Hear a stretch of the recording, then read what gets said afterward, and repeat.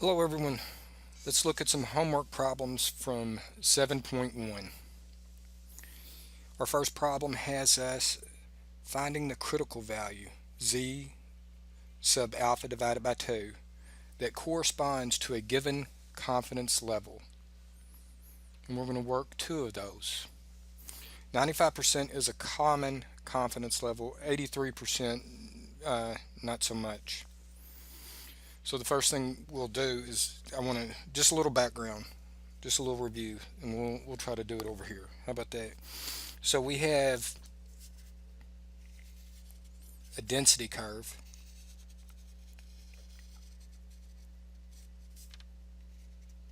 and with that density curve, the area under the curve is equal to 1. Right down through here, that is the middle, the center of the density curve, and I have a z-score of 0 right there. And there's symmetry about the curve. And there are certain things that we've covered. One of them is that the confidence level plus the significance level is equal to 1. And therefore I can rearrange this equation. If I have the confidence level, I can solve for significance level, so forth and so on. So alpha would simply be 1 minus the confidence level. Or if I knew the significance level, alpha, I could solve for the confidence level. With that being said, though, going back to chapter 2 or chapter 3 where we were looking at significance, what we have, so like a problem like this, and in statistics what we're always looking for are the significant data, the area that's underneath here on those tails. This incorporates the bulk of our data. And for instance, the problem that we have here, 95%, this would be my confidence level. That would contain 95% of my data.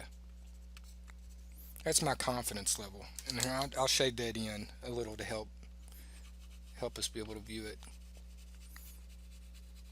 This area under this density curve represents 95% of the data.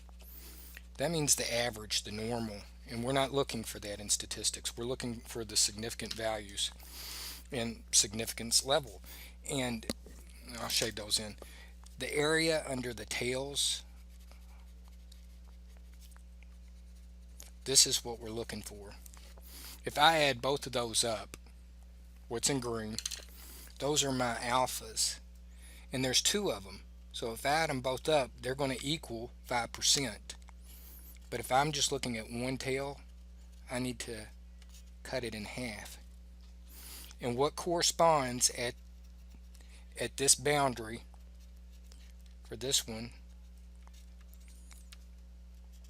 is a z-score that's correlating to, and alpha divided by 2 is going to be an area, a probability, because it's the area under the curve highlighted in green, and this will be a negative.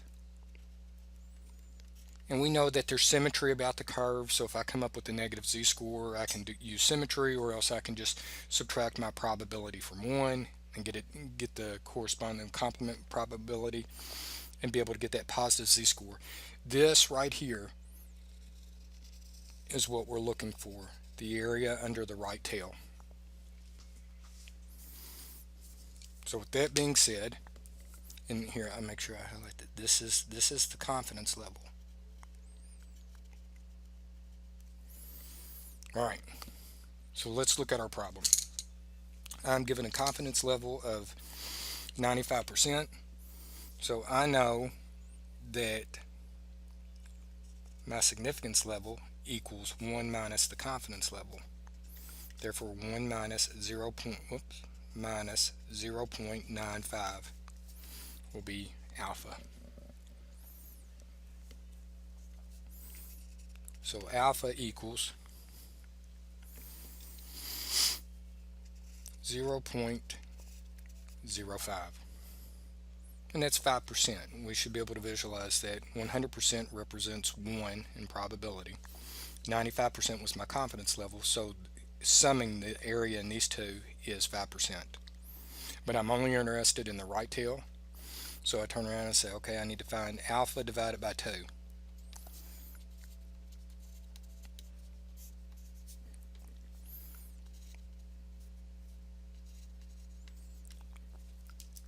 Okay, this right here, this is probability.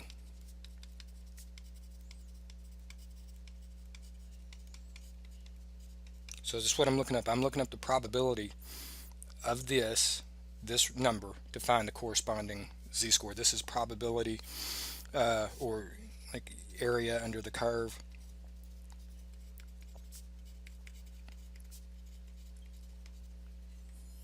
Okay, so what we're going to do is use that to find the corresponding z-score.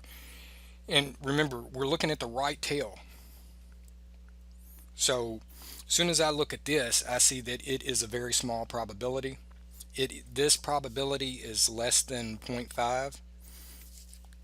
Remember, my p value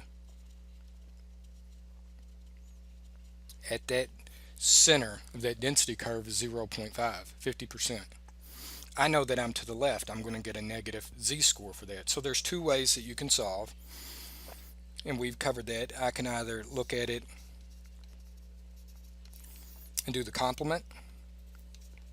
I can say 1 minus 0.025, which equals 0.975, and that's the z-score I'm going to look up.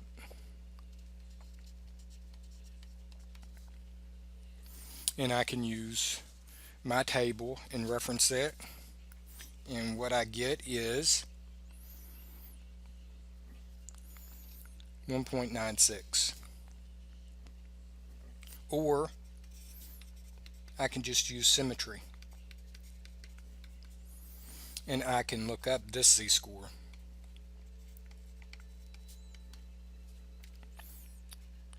And I already know it's going to be negative, so I'll look up,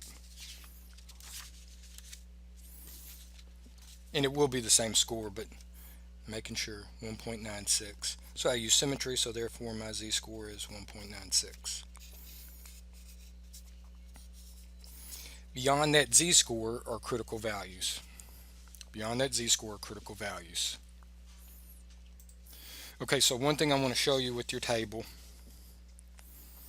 if you can see down at the bottom, you have something, and it's on both sides, positive and negative z-scores.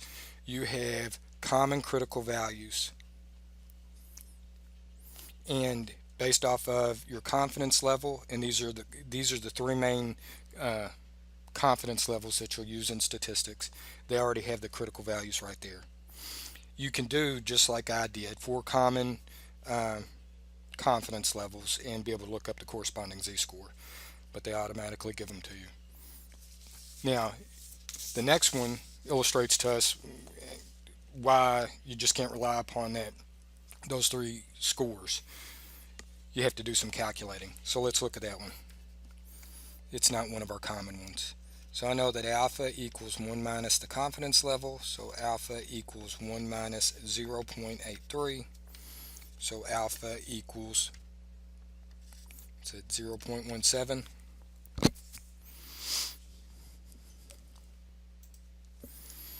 So now I need to divide alpha by 2.